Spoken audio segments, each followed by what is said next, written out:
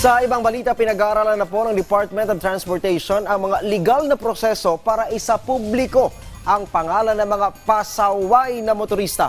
Layon lang nitong magkaroon na sila ng disiplina sa kalsada. Si Bernard Ferrer sa detalye. Tapos na ang maliligayang araw ng mga motoristang walang habas sa paglabag sa batas trapiko.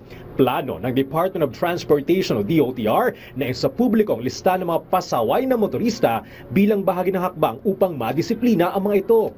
Batay sa tala ng kagawaran, umabot na sa 2008 na show cause orders ang inilabas ng Land Transportation Office o LTO sa nakalipas na 6 na buwan.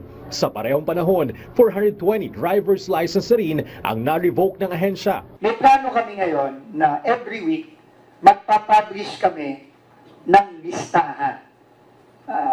We will probably call it yung huwag niyong tularan o huwag niyong pamarisan list. Para lang matuto. Kung di kayo madagasan o kung di kayo matatakot sa kaso, sa multa, baka dito mahiya kayo. Ayon kay Secretary Dizon, kasalukuyang sinusuri ng kanilang legal team ang prosesong kailangang sundin bago tuluyang mailabas ang listahan ng mga traffic violator. Kapag naaprubahan na ang guidelines mula sa LTO, agad na ipatutupad ang hakbang. Nilinaw ni Secretary Dizon na pangalan labang ng mga violator ang isa sa publiko at hindi kasamang anumang sensitibong impormasyon. Bukod dito, pinag-aaralan din ng DOTR ang posibilidad ng pagtaas ng multa para sa mga traffic violations upang mas lalong mahikayat ang disiplina sa kalsada. Samantala, inirekomenda ni Secretary Dizon sa LTO ang agarang pagbawi sa driver's license ng isang babaeng abogada na sangkot sa insidente ng paglabag sa batas trapiko sa Kawit, Cavite.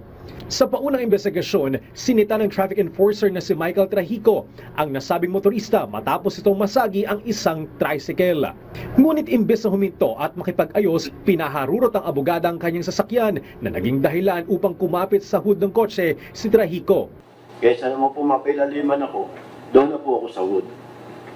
Hanggang tumatakbo po, tinulinan niya pa po yung pagtakbo niya at pinaandar pa po yung wiper. Hanggang makarating kami sa bahay niya, hindi po, pagbaba niya po ng sasakyan, minura niya po ako.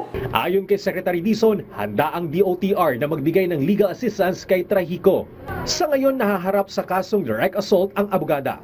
Bernard Ferrer para sa Pambansang TV sa Bagong Pilipinas.